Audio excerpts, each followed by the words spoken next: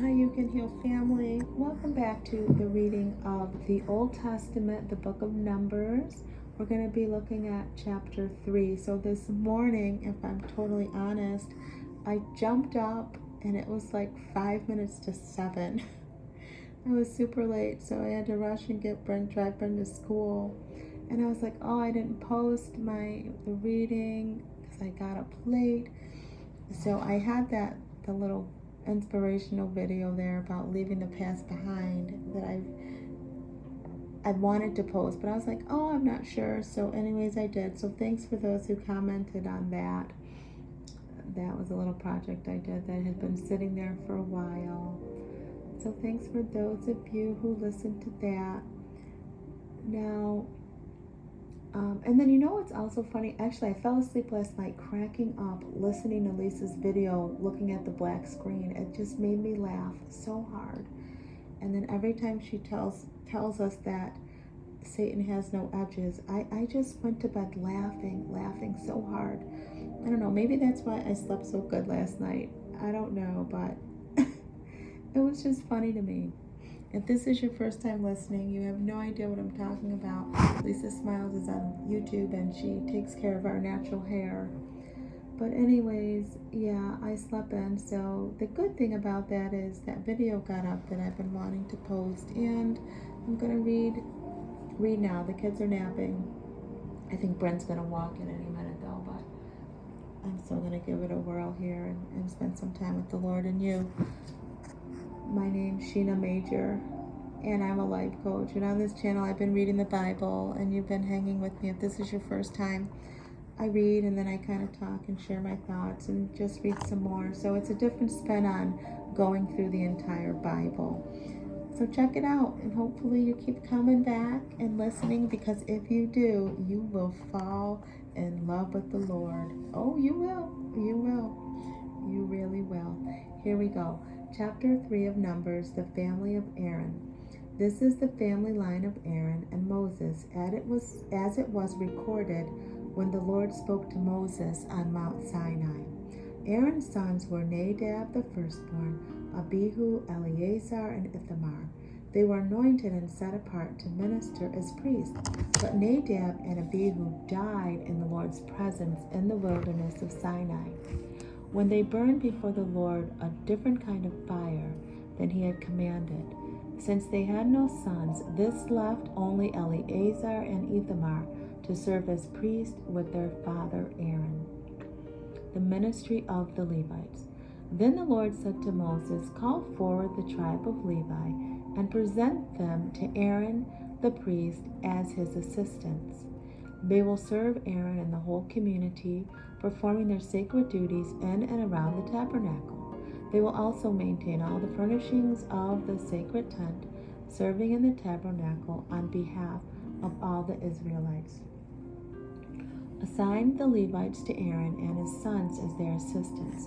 Appoint Aaron and his sons to carry out the duties of the priesthood. Anyone else who comes too near the sanctuary must be executed. And the Lord said to Moses, I have chosen the Levites from among the Israelites as substitutes for all the firstborn sons of the people of Israel. The Levites are mine because all the firstborn sons are mine.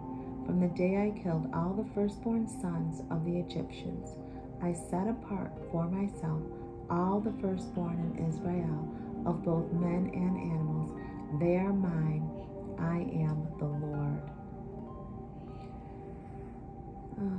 I don't know, I just set apart for myself, the word says. And I just, I'm just taking out those 4 words, set apart for myself. And, I think about how the Lord just set me apart for his good purpose and plan. And he set you apart too, to do something great for God. Doesn't that sound good? You're set apart to do something great for the Lord. Let me gulp for God. I've got some tea here. Take a little sip of that. The census is commanded, verse 14. The Lord spoke again to Moses. There in the wilderness of Sinai, he said, "Take a census of the tribe of Levi by its families and clans. Count every male who is 1 month old or older." So Moses counted them, just as the Lord had commanded. Levi had 3 sons who were named Gershon, Kohath, and Merari. The clans descended from Gershon were named for 2 of his descendants, Libni and Shimei. The clans descended from Kohath were named for 4 of his descendants, Amram, Izhar, Hebron, and Uziel. The clans descended from Merari were named for the 2 of his descendants, Mahli and Mushi. These were the Levite clans listed according to their family groups. The next section is the census of Gershon. The descendants of Gershon were composed of the clans descended from Libni and Shimei. They were 7,500 males, 1 month older among these Gershonite clans. They were assigned the area to the west of the tabernacle for their camp. The leader of the Gershonite clans was Elisab, son of Lael.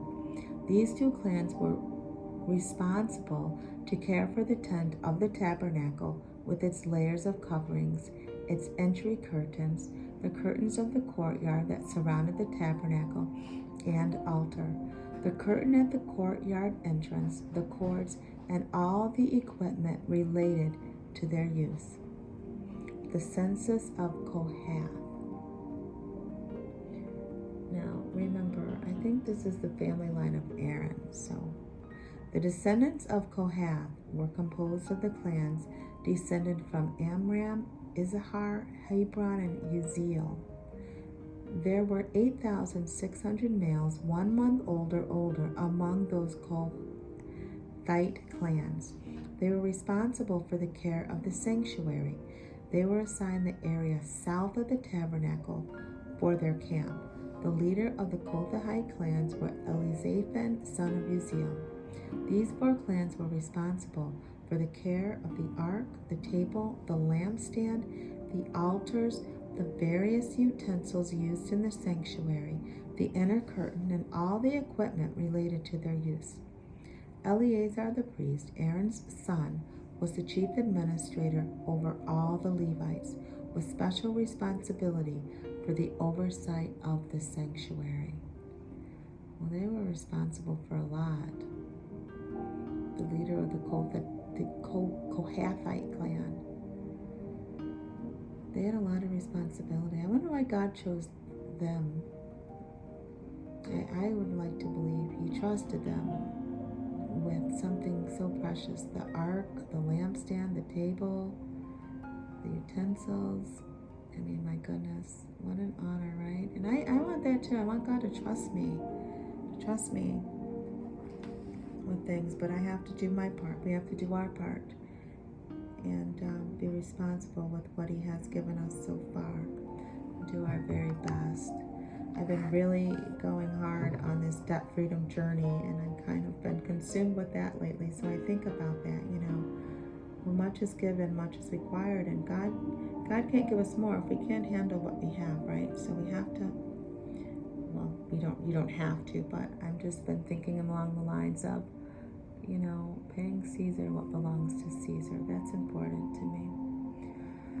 So anyways, those are my personal thoughts that I just let you into. Let's keep going. We are on verse 33.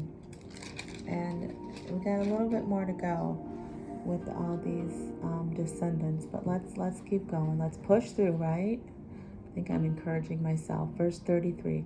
The census of Merari. The descendants of Merari were composed of the clans descended from Mahli and Mushi.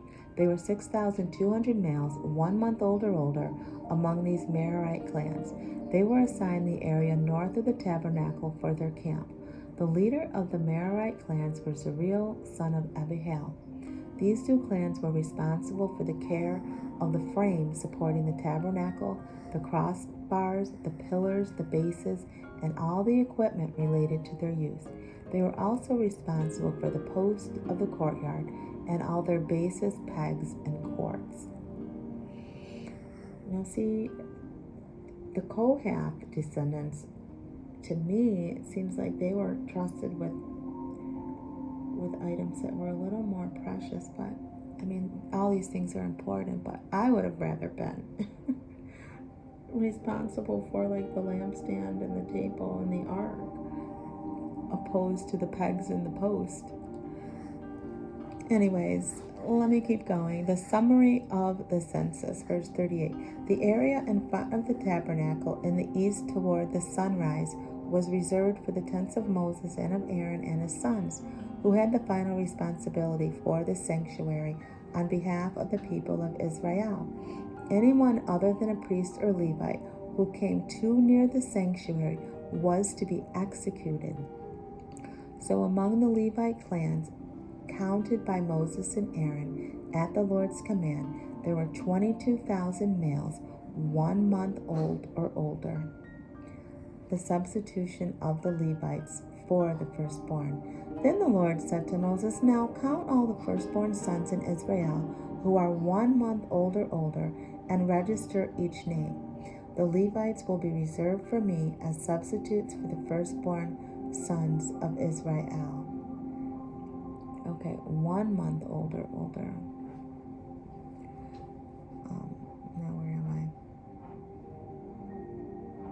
The Levites will be reserved for me as substitutes for the firstborn sons of Israel. I am the Lord. And the Levites as livestock are mine as substitutes for the firstborn livestock of the whole nation of Israel. So Moses counted the firstborn sons of the people of Israel, just as the Lord had commanded. The total number of firstborn sons who were 1 month old or older was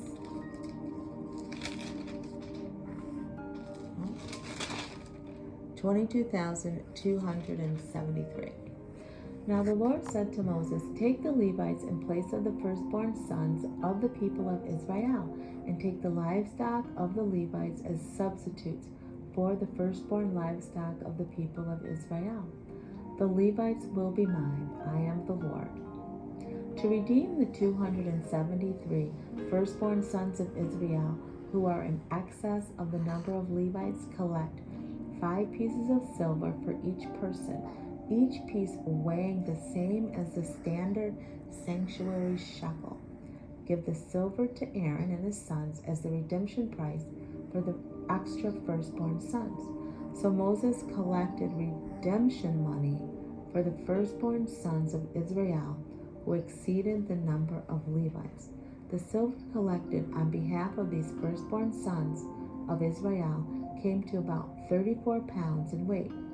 And Moses gave the redemption money to Aaron and his sons as the Lord had commanded. Well, that's interesting. And I think how the Lord redeemed us,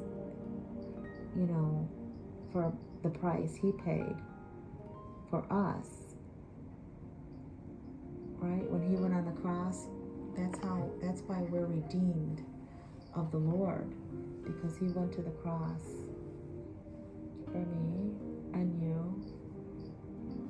So that's interesting how he kept using the word to redeem, redeemed. Huh. Yeah, we're redeemed. I keep thinking of the scripture, let the redeemed of the Lord say so. Why am I thinking of that now? Maybe because of the price the Lord paid so I could be free, so I could sit here today in my right mind, so I don't have to be tortured by my past, right? We listened this morning about the pain of our past and not remembering and thinking about things that happened back then, which keep me stuck today. I made a decision to move forward because the Lord paid a price for me as a gift, as salvation, right? I have salvation now. I'm free. Whom the sun sets free is free indeed. So I'm thankful that I was redeemed.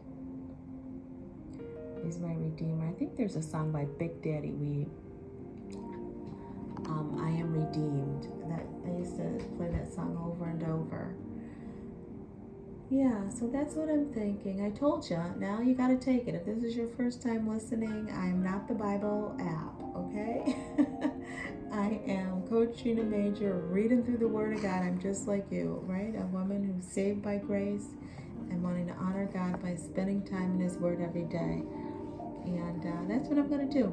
So we're going to get through this whole entire Old Testament, and might pop back on later and read a psalm today too.